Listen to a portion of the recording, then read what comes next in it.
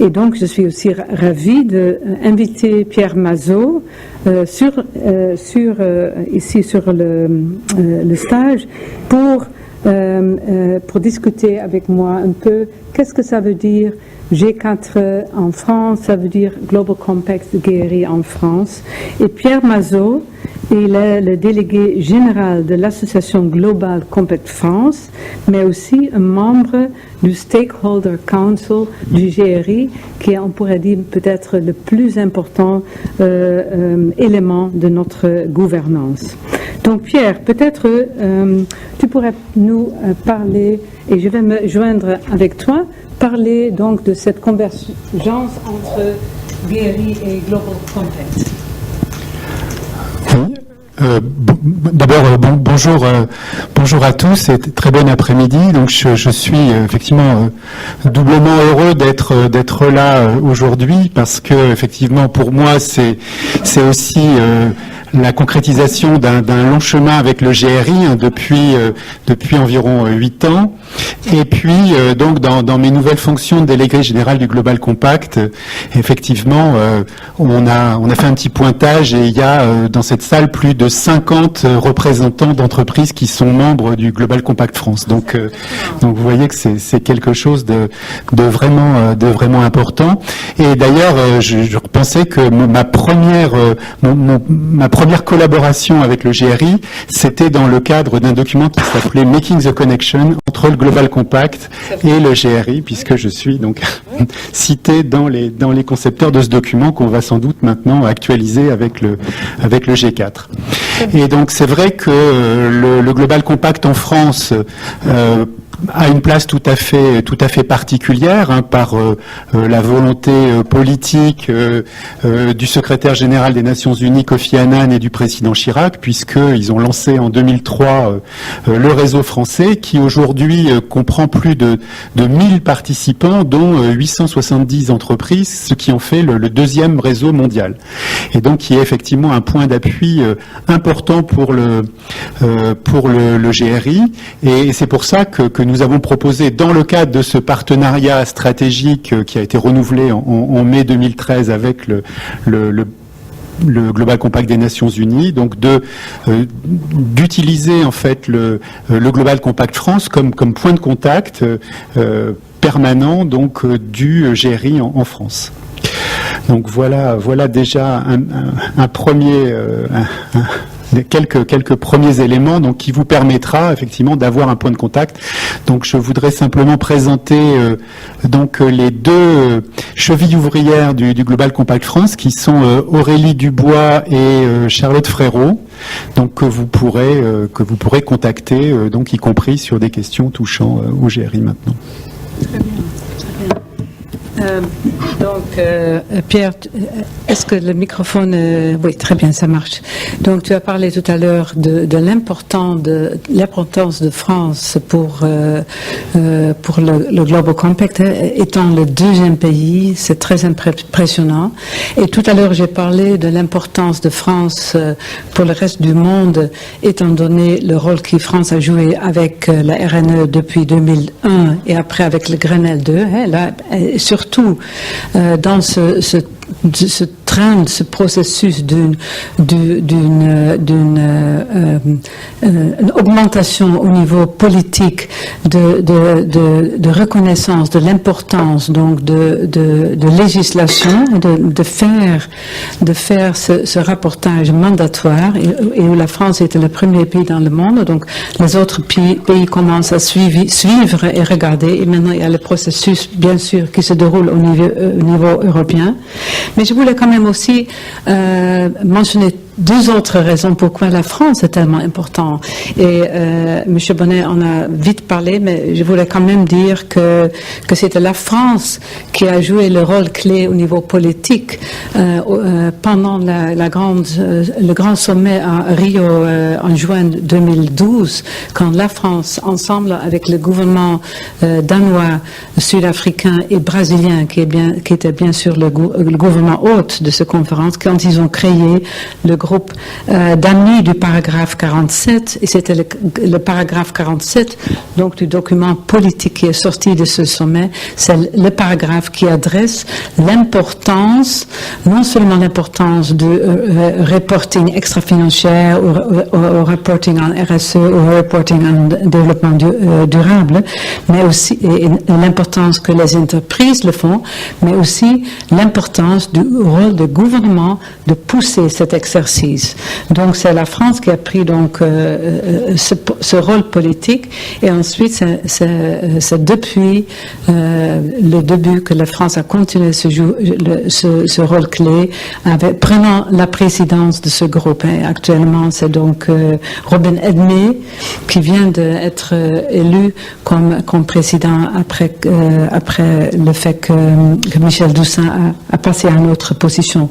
Donc là aussi, c'est très important de voir que maintenant, il y a plusieurs d'autres gouvernements qui ont joint ce groupe. Donc ça commence vraiment à être un mouvement politique. Et je pense que c'est important pour les participants ici de le voir. Donc maintenant, je pense que on pourrait peut-être demander à Pierre, G4, qu'est-ce que ça veut dire en France? C'était officiellement lancé en mai à la grande conférence où il y avait 1700 participants de plus que 80 pays, parmi d'ailleurs pas mal de Français. Donc, quelques mois se sont déroulés. Il y a des entreprises qui commencent à préparer le prochain cycle de reporting. Quelle est la première réaction en France? Alors déjà, je voudrais faire peut-être un petit sondage. Est-ce que dans la salle, il y avait des gens qui étaient au lancement du GRI G3 en 2007? C'était chez GDF Suez, la version française du G3, oui, donc il y en avait au moins un. Donc, vous voyez, le GRI fait son chemin en France, mais je crois qu'avec un peu le paysage qu'a brossé tout à l'heure Xavier Bonnet, on peut aussi se rendre compte que la France a aussi beaucoup mûri sur le sujet du reporting, puisque certes, on avait été très très précurseur avec la loi NRE, mais qu'effectivement, depuis, il y a eu le Grenelle, il y a eu l'article 225, il y a maintenant la plateforme qui, donc, dans ces trois champs très prioritaire a mis la transparence et le reporting, et d'ailleurs en tant que membre de la plateforme, je me suis effectivement inscrit dans ce groupe de travail qui va être tout à fait passionnant. Alors déjà par rapport à la question de Teresa, le G4, alors il y a eu l'avant-lancement et l'après, c'est-à-dire que je crois que dans le processus d'élaboration du G4, on a vu d'abord arriver un premier draft, et c'est vrai que l'accueil des entreprises françaises, on a organisé plusieurs réunions, notamment à la FEP et au MEDEF, sur ce GRI, ce draft du GRI G4, et on était un petit peu effrayés par effectivement cette nouveauté et ce risque d'alourdissement du processus de reporting. Et là, je crois que cette phase en fait de consultation a été très très bénéfique, parce que ça a permis au GRI d'avoir vraiment un feedback sur les futurs utilisateurs. Et puis, alors au niveau du Stakeholder Council, notamment du groupe entreprise du Stakeholder Council, je crois qu'on a eu aussi un rôle assez déterminant pour essayer de faire comprendre que le reporting devait être quelque chose qui devait être finalement assez simple, et surtout aller dans le sens du business. Enfin, donc effectivement, il ne fallait pas que ce soit quelque chose qui handicape les entreprises qui rapportent, mais au contraire qui les aide. Et je crois que le G4 en fait marque vraiment une rupture par rapport aux versions précédentes. C'est qu'on demande plus de rapporter sur une palette d'indicateurs, et celui qui rapportait sur le plus d'indicateurs possible, c'était celui qui avait la meilleure note. Aujourd'hui, on demande d'abord aux entreprises d'avoir une démarche de responsabilité sociale, une démarche d'ailleurs qui qui s'appuie sur une démarche assez classique d'identification de ses impacts et de dialogue avec ses parties prenantes, et ensuite de pouvoir en rendre compte. Et c'est là où effectivement le G4 insiste sur cette notion, alors moi je n'aime pas le terme de matérialité parce que c'est pas français, mais au moins de pertinence voilà, c'est la traduction officielle, donc de pertinence des informations qui sont rapportées par les entreprises. Bonjour, je suis Philippe Cornet, consultant en reporting extra-financier. J'avais une question. Le GRI s'est imposé au fur et à mesure du temps et des années comme la référence mondiale en matière de reporting extra-financier. Aucun doute là-dessus. Il est de plus en plus utilisé. Il y a aussi aucun doute là-dessus. J'ai une question sur la partie sectorielle parce que ça reste un enjeu fort. À savoir, on va vers de plus en plus de pertinence, de plus en plus de matérialité. Au travers de ça, on cherche entre les entreprises une comparabilité. Cette comparabilité n'est possible qu'à partir du moment où le travail a été fait consciencieusement sur la partie sectorielle. Donc je voulais savoir si... bienvenue au G4, bien évidemment, pas de débat là-dessus, mais sur cette partie, il y a une inflexion prévue dans les années qui viennent. Oui, moi effectivement, merci Philippe pour la question sur les suppléments sectoriels, et d'une façon générale, je crois que on n'a peut-être pas encore assez insisté sur, Pascal, on a parlé un peu au niveau du supplément sectoriel média, bien entendu, mais de l'utilité des entreprises de travailler d'un même secteur, de travailler ensemble pour déterminer leurs sujets pertinents et leurs impacts principaux. Et ça, je pense que c'est effectivement fondamental, et c'est aussi encouragé par le ministère, c'est encouragé par le MEDEF, et je crois que dans la plateforme, c'est aussi quelque chose dont on parlera. Ça a été aussi pointé dans le rapport Brovelli, Molinier, Drago, qui aussi préconise d'avoir une approche sectorielle et qui effectivement a été aussi reprise dans les déclinaisons de l'ISO 26000 au niveau de l'AFNOR. Donc on est tout à fait dans cette logique. Alors peut-être effectivement pour le GRI, comment effectivement va se faire cette correspondance entre le G4 et les suppléments sectoriels existants? Est-ce qu'il va falloir un peu les adapter pour pouvoir effectivement les utiliser? Oui. Merci pour cette question.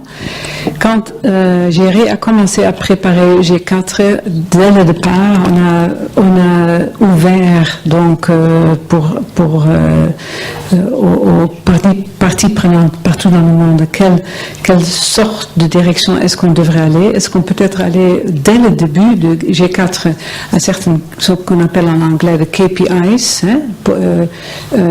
sectoriels ou clés, et c'est très clair que la majorité de nos parties prenantes ont dit non, on doit continuer avec cette structure fondamentale d'avoir de principes. Tout le monde parle toujours de thèmes, des indicateurs, mais on a les principes généraux, par exemple comme la pertinence, comme l'engagement avec les parties prenantes, etc., comme aussi une guidance sur le processus d'établir ce qui est pertinent, etc.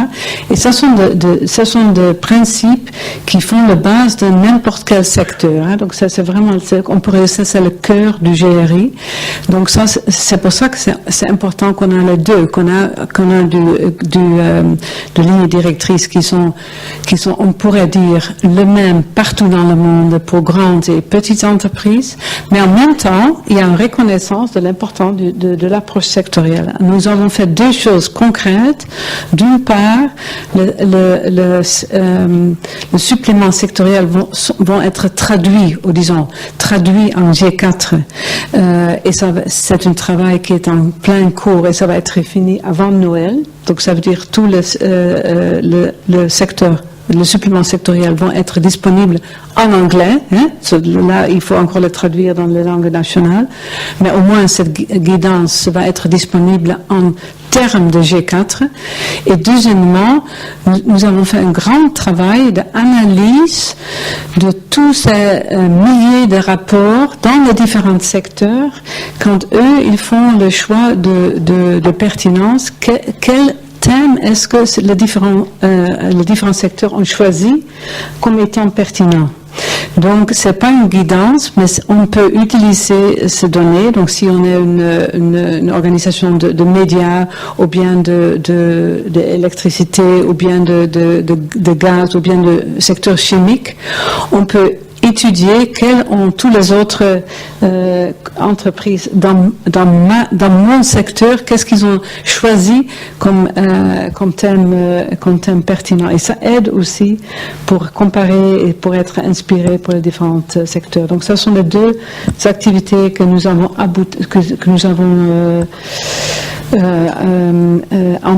implémentées cette année et qui vont être trouvées.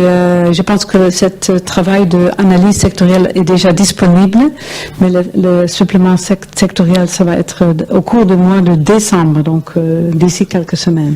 Merci beaucoup. Et alors, dans les choses qui aussi sont en cours de finalisation, il y a également donc un document de correspondance entre l'ISO 26000 et le GRI, donc dans les deux sens. On aura à la fois la correspondance entre les indicateurs GRI et les domaines d'action de l'ISO 26000 et l'inverse, et que il est quasiment bouclé, et donc dès qu'il sera disponible en anglais, l'AFNOR va le traduire en français, et donc on pense que dès le début de l'année prochaine, il sera disponible en français et en anglais. Très bonne nouvelle.